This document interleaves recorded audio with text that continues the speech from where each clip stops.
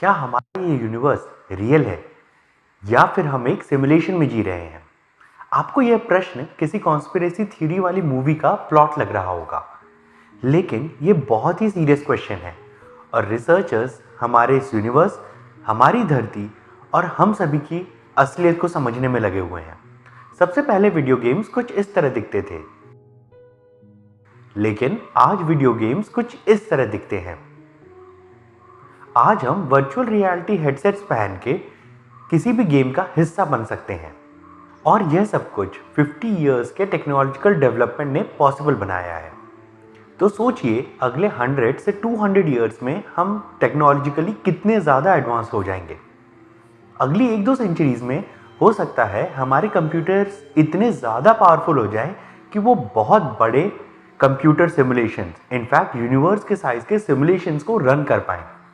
तो अगर हम ह्यूमंस सिर्फ 200 से 250 इयर्स के टेक्नोलॉजिकल डेवलपमेंट में बहुत ही कॉम्प्लेक्स और बड़े सिमुलेशंस रन कर सकते हैं, तो ऐसा क्यों नहीं हो सकता कि हम भी खुद एक सिमुलेशन में ही जी रहे हों।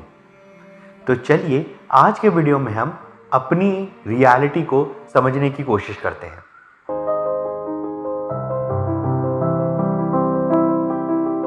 हमारा पूरा यूनिवर्स मैथमेटिकल मॉडल्स गवर्न करते हैं और इन मैथमेटिकल मॉडल्स में कई सारे आर्बिट्री कांस्टेंट्स हैं। ये मैथमेटिकल मॉडल्स पूरे यूनिवर्स में सब कुछ गवर्न करते हैं।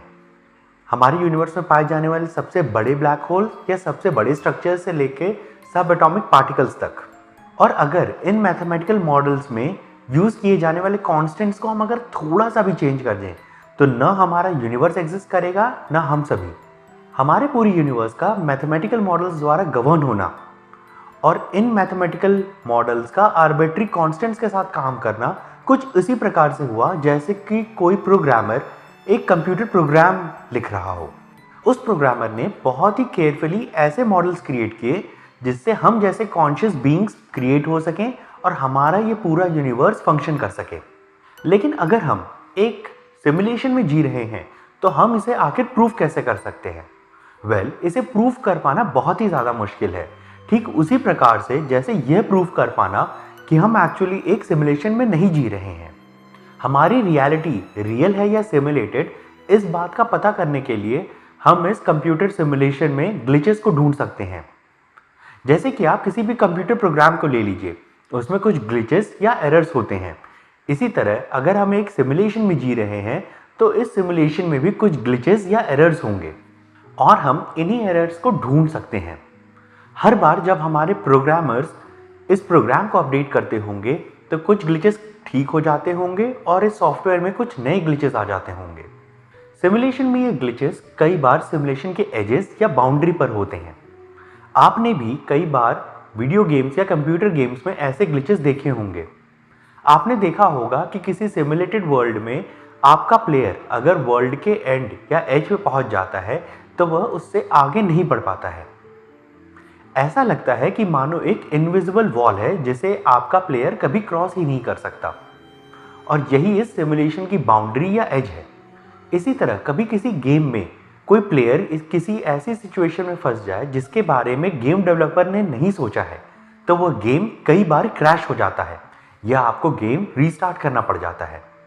साइंटिस्ट और रिसर्चर्स ऐसे ही ग्लिचेस या एरर्स को ढूंढने में लगे हुए हैं, और अगर उन्हें ऐसे ग्लिचेस या एरर्स मिल जाते हैं तो इसका मतलब यह हुआ कि हम एक सिमुलेटेड रियलिटी में जी रहे हैं। हमारा ये पूरा यूनिवर्स और हमारा एग्जिस्टेंस रियल नहीं है बल्कि सिमुलेटेड है। लेकिन इस कंप्यूटर सिमुलेशन को आखिर बनाया किसने होगा?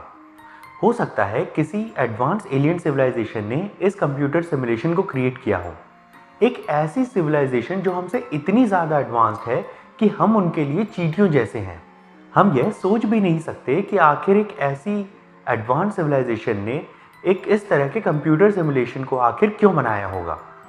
हो सकता है वे लाइफ के पनपने और आगे बढ़ने की कंडीशंस को स्टडी कर रहे हों, या फिर यह भी हो सकता है कि यह कंप्यूटर सिमुलेशन किसी एलियन बच्चे के कंप्यूटर पे चल रहा एक गेम हो, या यह भी हो सकता है कि हम ह्यूमंस ने ही इस सिमुलेशन को क्रिएट किया हो।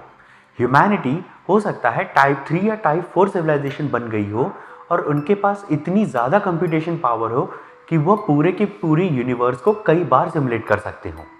और हो सकता है कि ऐसे ह्यूमन एवोल्यूशन और ह्यूमन सोसाइटी की ग्रोथ को समझने के लिए इस सिमुलेशन को रन कर रहे हों।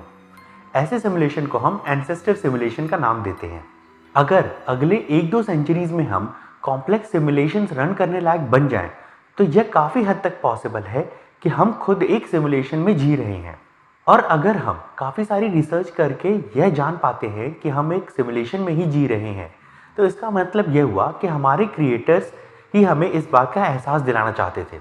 और फिर हम सिमुलेशन की नेक्स्ट स्टेज में पहुंच जाएंगे। हमारी रियलिटी फिर भी सिमुलेटेड ही रहेगी।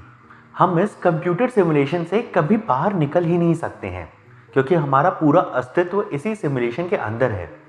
और कभी हमारे क्रिएटर्स को ये लगा कि हमें ये रियलाइजेशन हो गया है कि हमें कंप्यूटर सिमुलेशन में जी रहे हैं और हम करेक्ट वे में बिहेव नहीं कर रहे हैं, तो वह इस पूरे के पूरे सिमुलेशन को रिबूट कर सकते हैं।